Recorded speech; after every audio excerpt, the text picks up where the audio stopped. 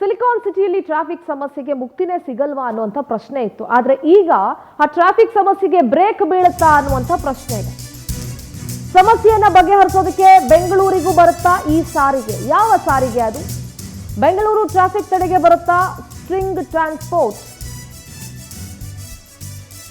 ಏನಿದು ಹಾಗಾದ್ರೆ string transport? ಇದನ್ನ ಡಿಸಿಎಂ ಡಿಕೆ ಶಿವಕುಮಾರ್ ಅವರು ವೀಕ್ಷಿಸಿದಾರಂತೆ. ಮೆಟ್ರೋ ಮಾದರಿಯಲ್ಲಿ ಕಾರ್ಯನಿರ್ವಹಿಸುತ್ತೆ ಈ ಸ್ಟ್ರಿಂಗ್ ಟ್ರಾನ್ಸ್ಪೋರ್ಟ್. ದುಬೈ ಪ್ರವಾಸದಲ್ಲಿದ್ದಾಗ ಇದನ್ನ ನೋಡ್ಕೊಂಡು ಬಂದಿದ್ದಾರೆ ಡಿಕೆ ಶಿವಕುಮಾರ್ ಅವರು. ಹೇಗೆ ಕೆಲಸ ಮಾಡುತ್ತೆ, ಟ್ರಾಫಿಕ್ ಸಮಸ್ಯೆಗೆ ಇದರಿಂದ ಹೇಗೆ ಪರಿಹಾರ ಸಿಗುತ್ತೆ, ಇದರೆಲ್ಲದರ ಬಗ್ಗೆ ಸಮಗ್ರವಾಗಿ ಅವರು ಸ್ಟಡಿ ಮಾಡಿ ಇದನ್ನ ನೋಡ್ಕೊಂಡು ಬಂದಿದ್ದಾರೆ. ನೀವು ದೃಶ್ಯಗಳಲ್ಲಿ ಗಮನಿಸಬಹುದು. ದುಬೈ ಪ್ರವಾಸದಲ್ಲಿದ್ರು, ಅಲ್ಲಿದ್ದಾಗ ಈ ಸ್ಟ್ರಿಂಗ್ ಟ್ರಾನ್ಸ್ಪೋರ್ಟ್ ಬಗ್ಗೆ ಅವರು ನೋಡ್ಕೊಂಡು ಬಂದಿದ್ದಾರೆ. ಒಂದು ಕಡೆ ಗ್ರೇಟರ್ ಬೆಂಗಳೂರು ಅಥಾರಿಟಿ ಅಂತ ಮಾಡಿದ್ದಾರೆ. ಟ್ರಾಫಿಕ್ ಸಮಸ್ಯೆಗೆ ಏನಾದರೂ ಸೊಲ್ಯೂಷನ್ ಹುಡುಕ್ಬೇಕು ಅಂತ ಅಂದ್ಕೊಳ್ತಾ ಇದ್ದಾರೆ.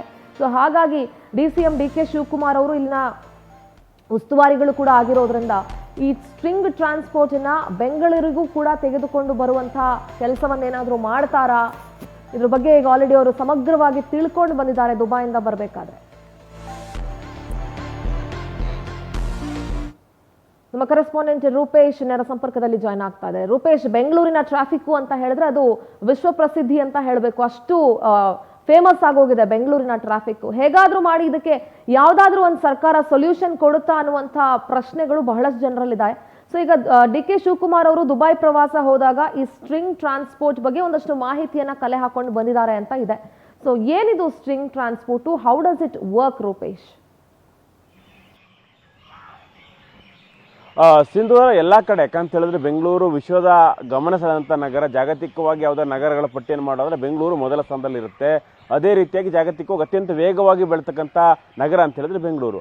ಆದರೆ ಬೆಂಗಳೂರಿನಲ್ಲಿ ಈಗ ಅಭಿವೃದ್ಧಿ ವಿಚಾರ ಚರ್ಚೆ ಆಗುತ್ತಿಲ್ಲ ಗೊತ್ತಿಲ್ಲ. ಆದರೆ ಬೆಂಗಳೂರಿನಿಂದ ಹೊರಗಡೆ ಚರ್ಚೆ ಆಗೋದು ಟ್ರಾಫಿಕ್ ಸಮಸ್ಯೆ. ಬೆಂಗಳೂರಿನ ಟ್ರಾಫಿಕ್ ಸಮಸ್ಯೆ ಹಬ್ಬ ಅನಿಸ್ಬಿಡುತ್ತೆ. ಹೀಗಾಗಿ ಟ್ರಾಫಿಕ್ ಸಮಸ್ಯೆಗೆ ಒಂದು ಸೊಲ್ಯೂಷನ್ ಅನ್ನು ಕಂಡುಕೊಳ್ಬೇಕಾಗತ್ತೆ. ಹೀಗಾಗಿ ಡಿ ಕೆ ಶಿವಕುಮಾರ್ ಹಿಂದೆ ಒಂದಿಷ್ಟು ಯೋಜನೆಗಳನ್ನು ತಂದಿದ್ರು. ಯೋಜನೆಗಳು ಸಂಬಂಧಪಟ್ಟಂತೆ ಒಂದಿಷ್ಟು ಸಾರ್ವಜನಿಕರ ಅಭಿಪ್ರಾಯವನ್ನ ತೆಗೆದುಕೊಂಡಿದ್ರು.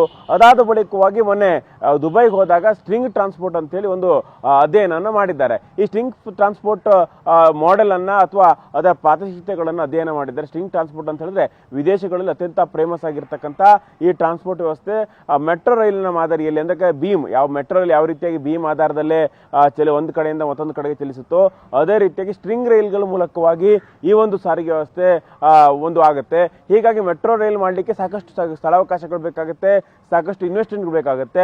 ಆದರೆ ಸ್ಟ್ರಿಂಗ್ ಟ್ರಾನ್ಸ್ಪೋರ್ಟ್ಗಳಿಗೆ ಅಷ್ಟು ವ್ಯವಸ್ಥೆಗಳು ಬೇಕಾಗೋದಿಲ್ಲ. ಇದಕ್ಕೆ ಸಂಬಂಧಪಟ್ಟಂತೆ ಒಂದಿಷ್ಟು ಅಧ್ಯಯನವನ್ನು ಮಾಡಿದ್ದಾರೆ. ದುಬೈ ಪ್ರವಾಸದಲ್ಲಿದ್ದಾಗ ಅಧ್ಯಯನ ಮಾಡಿದ್ದು ಇಲ್ಲಿ ಸ್ಟ್ರಿಂಗ್ ಟ್ರಾನ್ಸ್ಪೋರ್ಟ್ ಸಂಬಂಧಪಟ್ಟಂತೆ ಹೇಗೆಲ್ಲ ಕಾರ್ಯನಿರ್ವಹಿಸುತ್ತೆ, ಇದಕ್ಕೆ ಸಂಬಂಧಪಟ್ಟಂತೆ ಎಷ್ಟು ವೇಗವಾಗಿ ಹೋಗುತ್ತೆ ಅನ್ನೋದನ್ನು ಕೂಡ ಮಾಹಿತಿಯನ್ನು ಪಡ್ಕೊಂಡಿದ್ದಾರೆ. ಸ್ಟ್ರಿಂಗ್ ಟ್ರಾನ್ಸ್ಪೋರ್ಟ್ ಅನ್ನೋದು 150 ಕಿಲೋಮೀಟರ್ ವೇಗದಲ್ಲೂ ಕೂಡ ಹೋಗುತ್ತೆ. ಒಂದು ಕಡೆಯಿಂದ ಮತ್ತೊಂದು ಕಡೆಗೆ ಜನರನ್ನು ಮೊಬೈಲೈಸ್ ಮಾಡಲಿಕ್ಕೆ ಸಹಕಾರಿಯಾಗುತ್ತೆ. ಮೆಟ್ರೋ ಮಾದರಿಯಲ್ಲೇ ಈ ಒಂದು ಸ್ಟ್ರಿಂಗ್ ರೈಲು ಕಾರ್ಯನಿರ್ವಹಿಸುತ್ತೆ. ಆದರೆ ಮೆಟ್ರೋ ಅಲ್ಲ, ಯಾಕಂದ್ರೆ ಮೆಟ್ರೋಗೆ ಅತ್ಯಂತ ಹೆಚ್ಚು ಕಾಸ್ಟ್ ಆಗುತ್ತೆ ಮತ್ತು ಅತಿ ಹೆಚ್ಚು ಅದರ ಜಾಗವನ್ನ ಇಲ್ಲಿ ಒಂದು ಜಾಗವನ್ನು ವಶಪಡಿಸಿಕೊಂಡು ಅದ್ರ ಮೇಲೆ ಡೆವಲಪ್ಮೆಂಟ್ ಮಾಡಬೇಕಾಗುತ್ತೆ. ಆದರೆ ಸ್ಟ್ರಿಂಗ್ ಸಾರಿಗೆ ವ್ಯವಸ್ಥೆಗೆ ಅಷ್ಟೆಲ್ಲ ಜಾಗ ಬೇಕಾಗೋದಿಲ್ಲ. ಅತ್ಯಂತ ಕಡಿಮೆ ಜಾಗದಲ್ಲಿ ಅತ್ಯಂತ ಹೆಚ್ಚು ಜನ ಓಡಾಟ ಮಾಡಲಿಕ್ಕೆ ಈ ವ್ಯವಸ್ಥೆ ಸಹಕಾರಿಯಾಗುತ್ತೆ. ಹೀಗಾಗಿ ಇದನ್ನು ಜಾರಿ ಮಾಡೋದು ಹೇಗೆ ಅಂತೇಳಿ ಕೂಡ ಅಧ್ಯಯನ ನಡೆಸಿದ್ದಾರೆ. ಅದೇ ರೀತಿಯಾಗಿ ಕೇವಲ ಟ್ರಾಫಿಕ್ ಸಮಸ್ಯೆಗೆ ಮಾತ್ರ ಸೊಲ್ಯೂಷನ್ ಅಲ್ಲ. ಈಗ ನಾವು ಸಸ್ಟೈನಬಲ್ ಡೆವಲಪ್ಮೆಂಟ್ ಅಂದ್ರೆ ಸುಸ್ಥಿರ ಅಭಿವೃದ್ಧಿ ಅಂತ ಹೇಳ್ತೀವಲ್ಲ, ಸುಸ್ಥಿರ ಅಭಿವೃದ್ಧಿಯು ಕೂಡ ಈ ಸ್ಟ್ರಿಂಗ್ ಟ್ರಾನ್ಸ್ಪೋರ್ಟ್ ಅತಿ ಹೆಚ್ಚು ಮಹತ್ವದಾಗುತ್ತೆ. ಹೀಗಾಗಿ ಇದು ಸಂಬಂಧಪಟ್ಟಂತೆ ಬೆಂಗಳೂರಲ್ಲೂ ಕೂಡ ಅಳವಡಿಸಿಕೊಂಡ್ರೆ ಎಷ್ಟು ಮಟ್ಟಿಗೆ ಟ್ರಾಫಿಕ್ ಸಮಸ್ಯೆಗೆ ಸೊಲ್ಯೂಷನ್ ಅನ್ನು ಕಂಡುಕೊಳ್ಬಹುದು. ಯಾಕಂತ ಹೇಳಿದ್ರೆ ಟ್ರಾಫಿಕ್ ಸಮಸ್ಯೆಗೆ ಸುರಂಗ ಮಾರ್ಗದ ಮೂಲಕ ಹೋದ್ರೂ ಕೂಡ ಅಷ್ಟು ಅಲ್ಲಿ ಹೊರಗಡೆ ಒಂದಿಷ್ಟು ಟರ್ಮಿನಲ್ಗಳು ಮಾಡಬೇಕಾಗತ್ತೆ. ಇದಕ್ಕೆ ಸಂಬಂಧಪಟ್ಟ ಜಾಗಗಳು ಸಿಗೋದಿಲ್ಲ, ಅಲ್ಲೂ ಕೂಡ ಕಷ್ಟ ಆಗ್ತಾ ಹೋಗುತ್ತೆ. ಮೆಟ್ರೋ ವಿಸ್ತರಣೆ ಮಾಡ್ಕೊಳ್ಳಿ ಟೈಮ್ ಜಾಸ್ತಿ ತಗೊಳುತ್ತೆ. ಅದೇ ರೀತಿಯಾಗಿ ಫ್ಲೈಓವರ್ಗಳು ಮಾಡಲಿಕ್ಕೂ ಕೂಡ ಟೈಮ್ ಜಾಸ್ತಿ ತಗೊಳುತ್ತೆ. ಹೀಗೆ ಅತ್ಯಂತ ಕಡಿಮೆ ಸಮಯದಲ್ಲಿ ಗ್ರೇಟರ್ ಬೆಂಗಳೂರನ್ನ ಮಾಡಬೇಕಾದ್ರೆ ಈ ಸ್ಟ್ರಿಂಗ್ ಟ್ರಾನ್ಸ್ಪೋರ್ಟ್ ಅಗತ್ಯ ಅನ್ನುವಂಥದ್ದನ್ನ ಅಲ್ಲಿನ ಅಧಿಕಾರಿಗಳು ಹೇಳಿದ್ದಾರೆ. ಆದರೆ ಡಿ ಕೆ ಶಿವಕುಮಾರ್ ಇದನ್ನ ಬೆಂಗಳೂರಿಗೂ ತರ್ತಾರೆ ಅನ್ನೋದು ನೋಡ್ಬೇಕಾಗುತ್ತೆ. ಸಿಂಧೂರ. ಓಕೆ, ಥ್ಯಾಂಕ್ ಯು ರೂಪೇಶ್ ನಿಮ್ಮೆಲ್ಲ ಮಾಹಿತಿಗಾಗಿ.